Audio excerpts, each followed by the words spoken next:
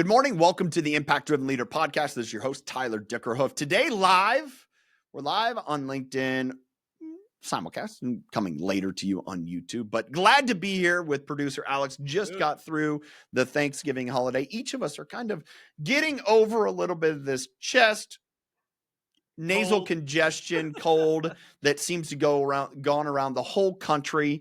But today we have a very intriguing news article to talk about. Came down last night. Yesterday is when I saw it. Maybe it was published this morning, but last night, it's kind of this idea that Hunter Biden was pardoned by his father, Joe. So typically we get this time of the end of the reign as president. The outgoing president will start issuing pardons. And this time, Joe Biden did what he said he was never going to do. He said he was never going to issue a pardon for his son, just said, I won't go there, won't do it. And yet, would you call this the 11th hour, Alex? Oh, yeah. I mean, in the 11th hour, he writes a blanket pardon. Let me ask you your take on it, your read on it, this blanket pardon. Yeah. What's your take on it? I mean, I have it actually pulled up here, and it, He basically says he's doing it because he believes he was unfairly treated and prosecuted, and this was like to go after his son and his family, and no reasonable person who looks at the facts of Hunter's case can reach any other conclusion than Hunter was signaled out because of he was my son. And like, really? I know. Really? Ridiculous. It's like, I mean, the evidence is pretty compelling, and even he pled guilty. Yeah, that's what. Even he pled guilty, and then he, in his response, was like, I take full responsibility for my actions, and like basically saying, like, it's that's the problem with this party right now, right? Of like, how can the Democrat Party, is that what you're saying? The Democratic Party is like the trust there is whether you agree and like, Republican or Democrat, Republican, and you like Trump or you don't like Trump, at least you know what you get, and with the Democrats, it's like, oh, we say this, and then, oh no, we're going to go do this now. Yeah. He's unfair. And then it's like mind boggling to me, how these people are. I shared this with you as we were getting ready for this morning, and I think this is the case. This is what I think. I think I'll say two things. I think someone else is driving this boat. Maybe it is, it's Jill's stepson, so it's not Jill, but maybe. I believe he did it because somebody said, Joe, you better do this or it may come after you. Yeah, like he's next. I mean, well, I think there's something in there through either some of him trying to cover up for his son over the years, where it may blow back on him, and they're saying, "Hey, you've said you're not going to do this. We got some stuff that you probably want to take care of this pardon, so people don't come a looking."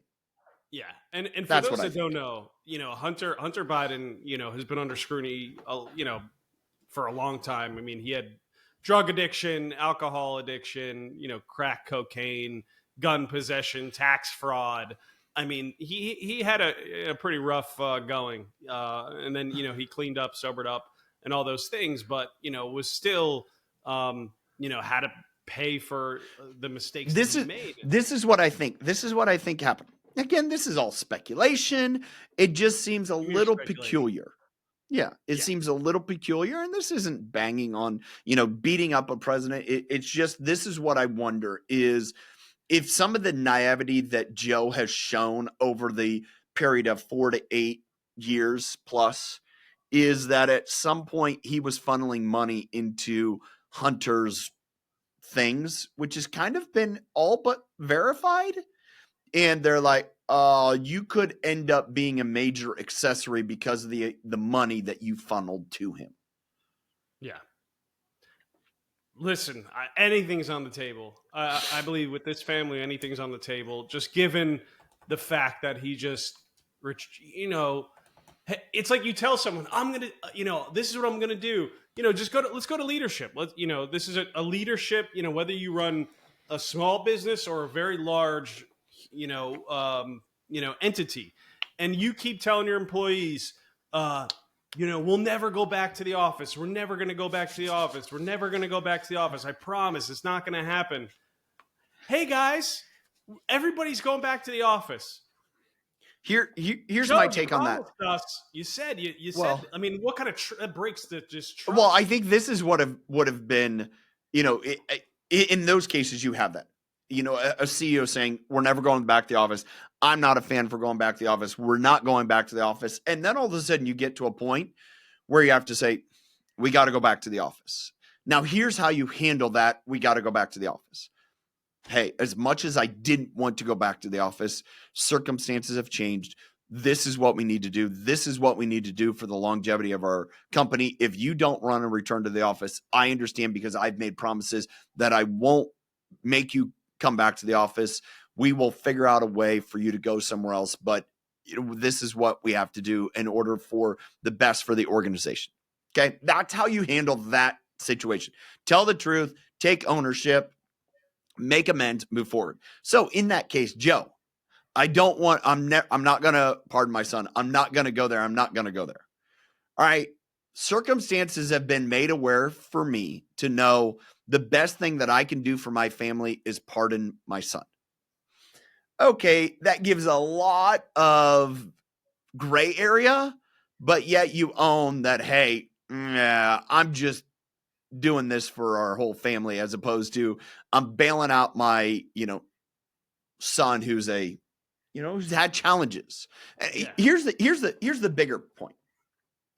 I'm right now finishing up a presentation that I'm going to make part of the Culture Summit, Jenny Catrone's Culture Summit. It's the end of January. I'll make sure we get it in the show notes so you can sign up for it. Several speakers, I think about 15, 20, couple days. Great organization. And one of the things I'm going to talk about is how these things that we're talking about, the not taking ownership, or this, I don't want to address it, the lack of accountability affect culture, stems around insecurity, and mostly in that not choosing not to be vulnerable. And I think the biggest thing that I see here, and this is ongoing, and this happens for so many leaders,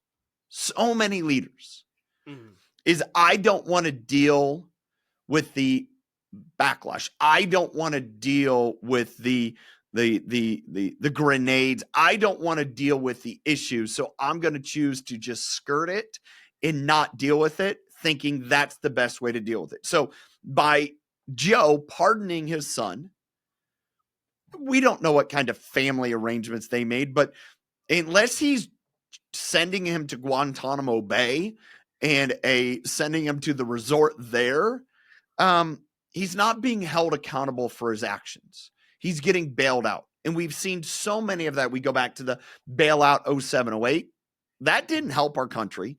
We look at this happening in families where you continually see people that are constantly bailed out, where the parents just cover up for their kids. They will bail them out of situations. And in a couple circumstances, yes, there are people that absolutely change, and they take that grace and they absolutely are convicted and change. But there are many, many, many others who choose to go on and revisit their life of poor choices. Yeah. And I think it's very much a leadership perspective, is like, as difficult as it may be, having the hard conversation, holding people accountable is best for them and you. And I would have to guess in this case, that would be the case for Hunter, but we'll see how it plays out. Well, I guess the whole time President Biden was saying, the system, and this has been going on for years. I mean, this isn't like all of a sudden I've come to the realization that this was a politically motivated, coordinated, orchestrated attack against my son. Like, you just now. But it was your people in office. Well, this last 4 years has been by his attorney generals, his people, the same people that were going after Trump. Yeah. What gives? It's not like it was a different office.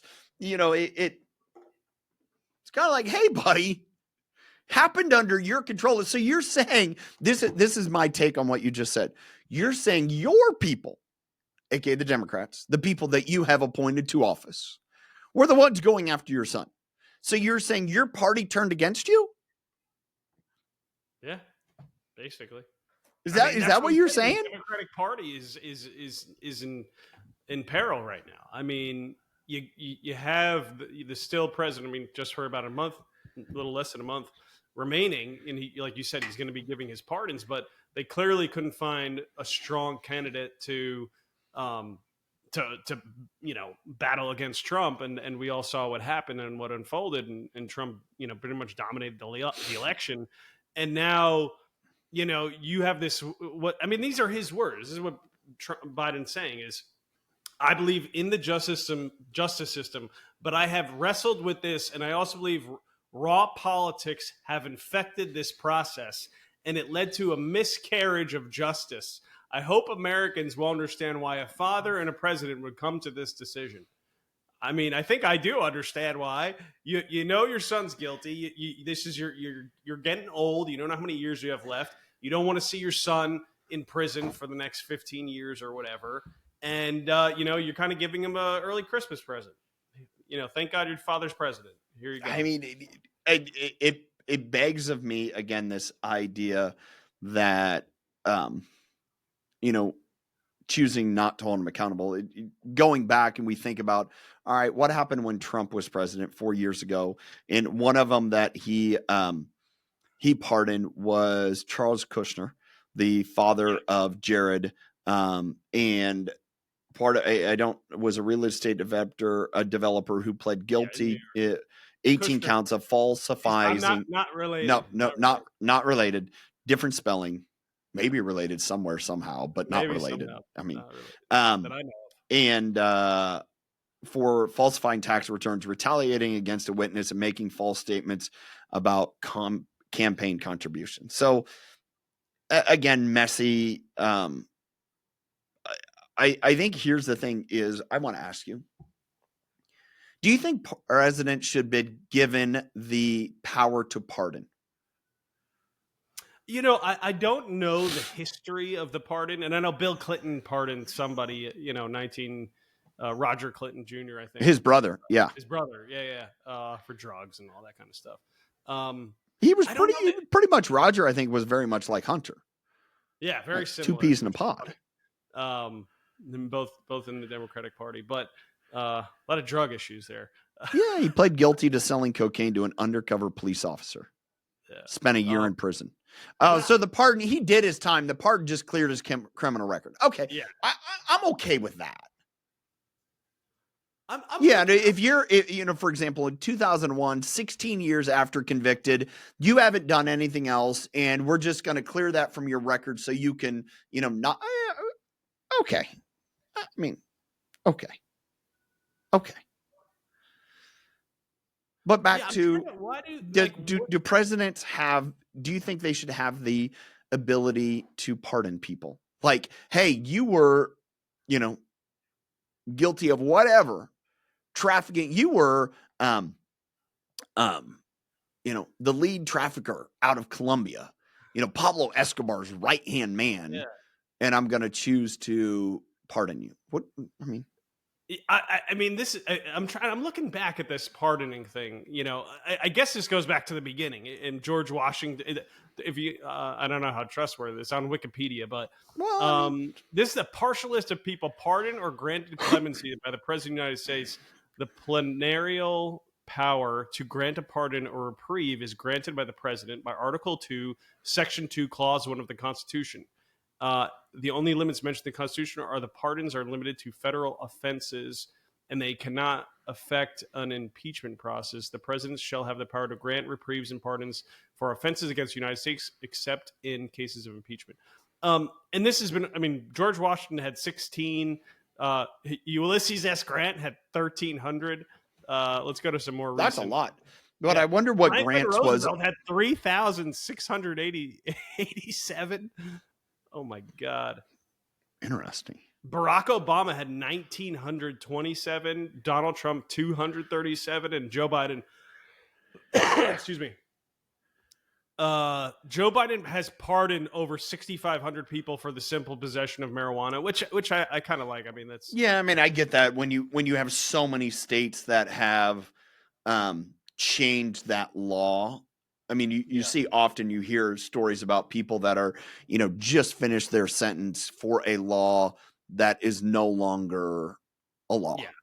So yeah, I think in the spirit of it, it makes sense. Like laws change, rules change, people change, and you would think that I mean it's a great power, right? I mean you get to basically let someone go or help them extremely help them in their life so you can get rid of some of these things that may um, detriment their careers or their lives.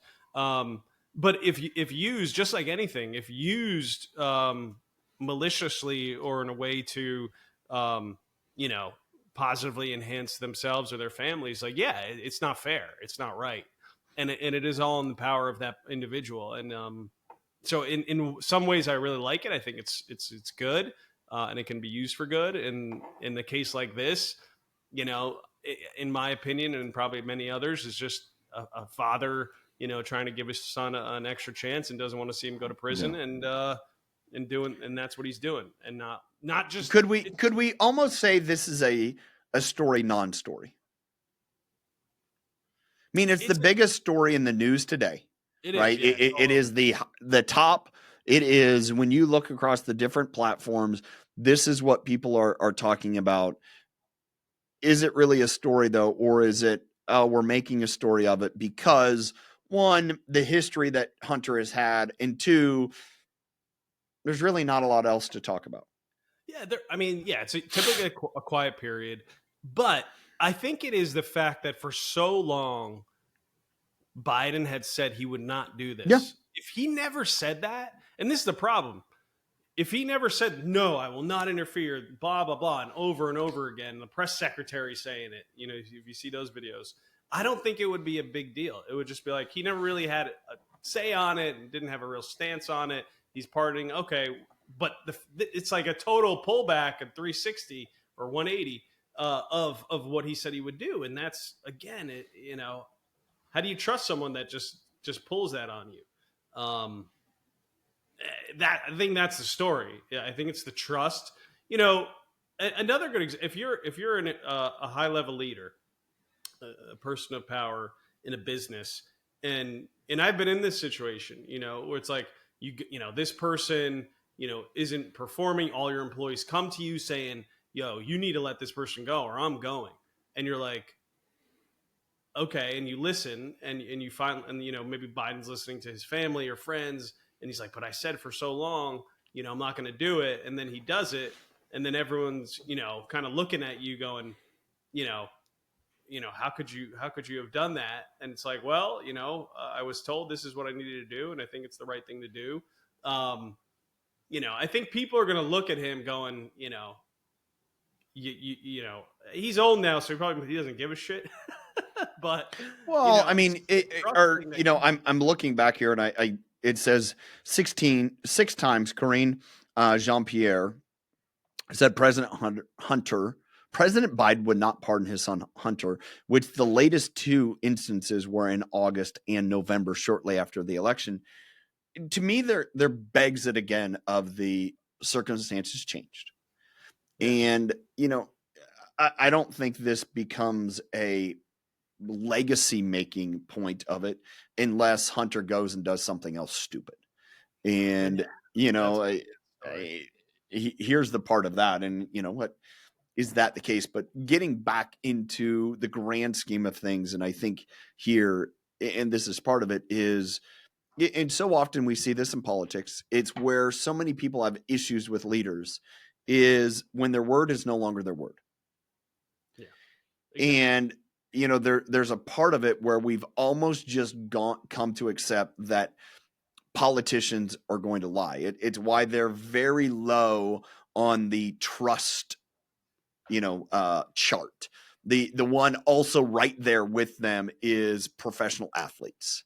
People have quickly come to them. It's like, don't trust what they say. They're just out for the money, or whatever. by surveys, that's where they're at. Mhm. And I think as leaders, as people that are looking to, influence others, man, your trust is everything. And I think, as I mentioned a few moments ago, this could have been handled differently had he said, hey, instead of spinning it, oh, this was all the Justice Department and they came, unwittingly against him, say, hey, circumstances have changed. This is where we're at today with new and different information. I'm choosing to pardon my son. Leave it at that. Let people speculate and try to figure out what that was. Great. Yeah. They come and find something else. Like, fine. I mean, let it be. But based upon those dates from, that 10-year period, he's absolved of everything. So it's, again, I think the big point in question is, does a leader's word really mean anything? I think that's slowly evaporated over time. The old handshake, I trust you, you trust me, we're going to do business together. Like, it's very societal.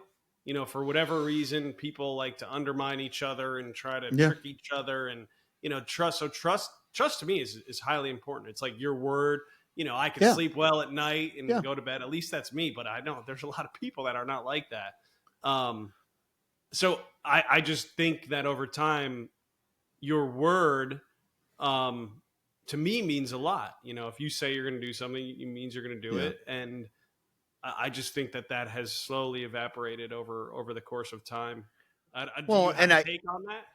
Well, and I think that's part of, if we look at some of the, I would say this, the frustration that I believe, and maybe this is just me. If it's not me, it's more than fine. But I think that's a lot of the frustration with the Biden administration is, instead of owning it, saying, in this case, say, hey, circumstances have changed.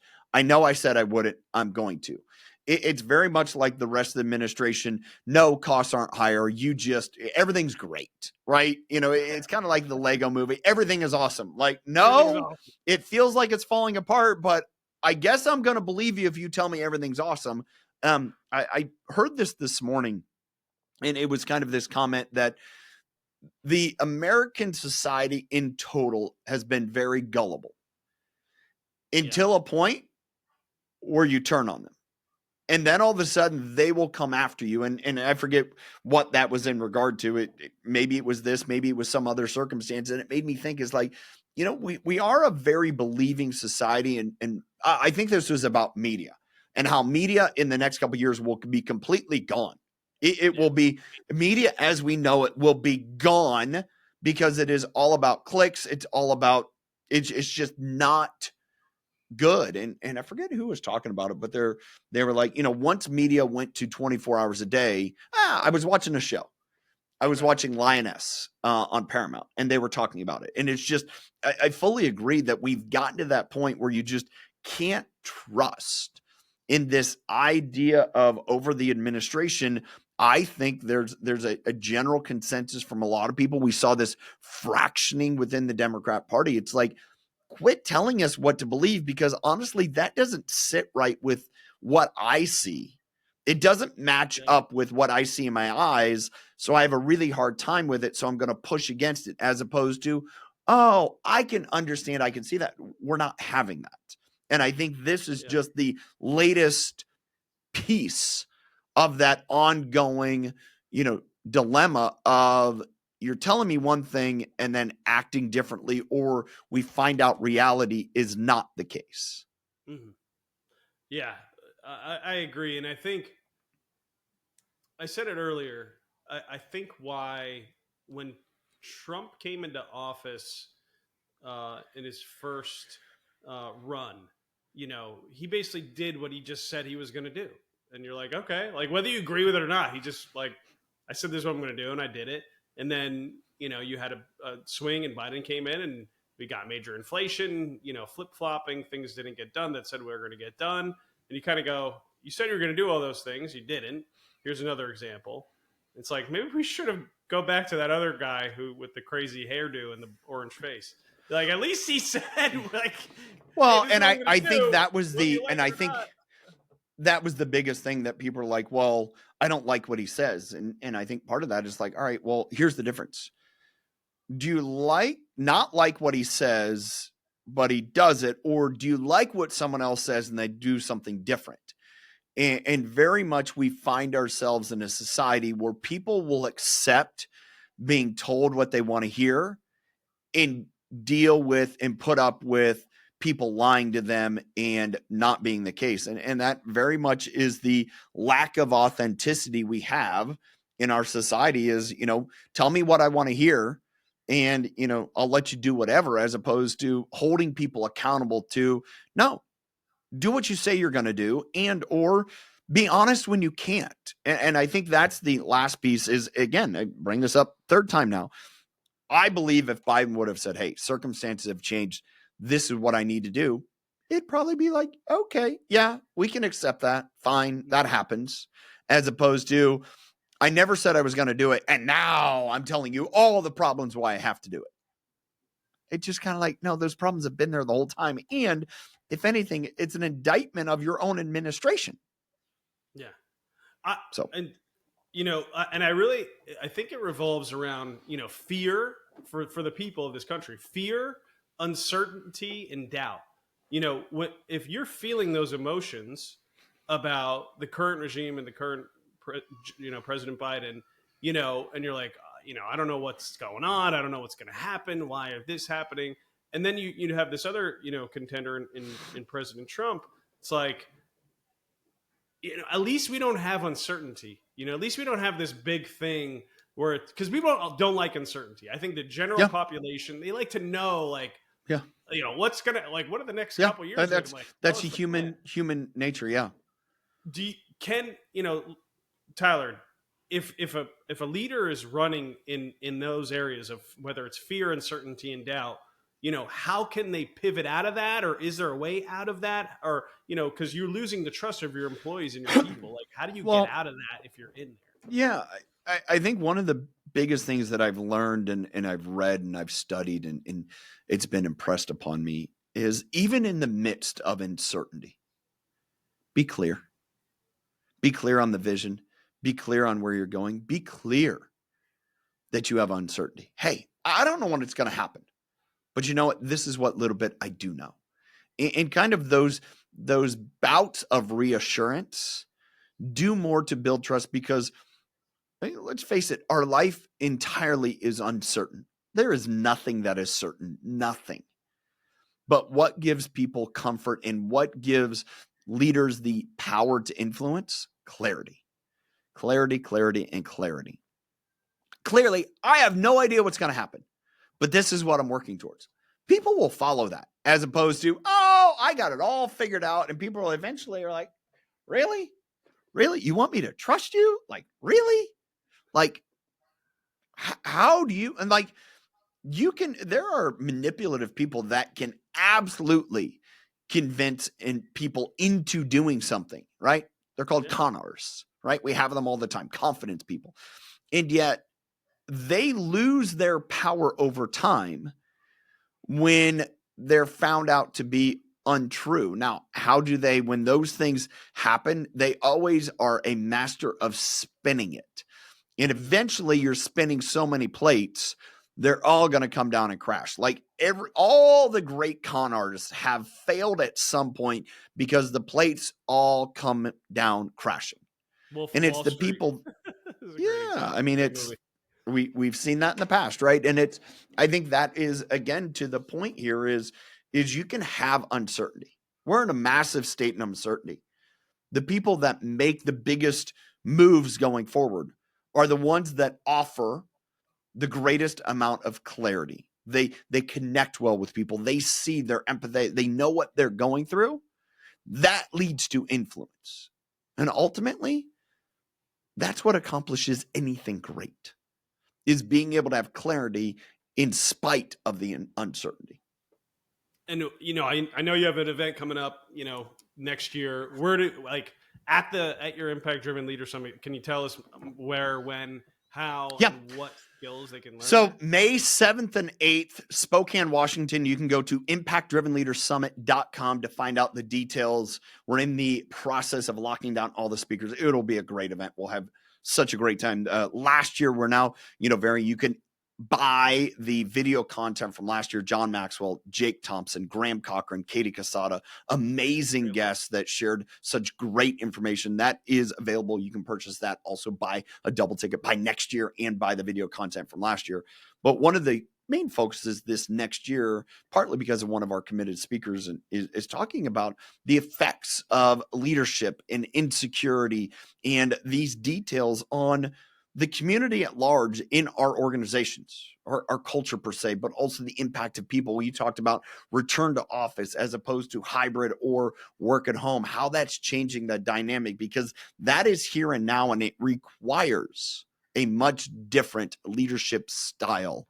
And we're going to tackle that among a lot of other topics. So hope you will join us. Make sure go to impactdrivenleadersummit.com, buy your ticket. We also have an offering coming here shortly. We're going to be talking more in December, January. You can join the Roundtable, my private community where we meet weekly and go through leadership challenges, what you're going through as cohorts. You also get a ticket, VIP ticket to that event when you join the Roundtable community. So look for more information coming about that in the next few weeks as we'll get started in early 2025 with our Roundtable communities. Alex, thanks for being here. Appreciate it. Till next time, for everyone, if you're watching on LinkedIn, stay there.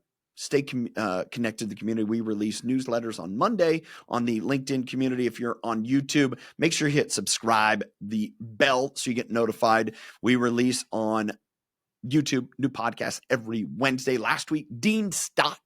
He's a private security. He was a member of the member of the Order of the British Empire. Does amazing work. Such a great conversation. Go back, check that out if you missed it. But until next time, choose to lead with impact.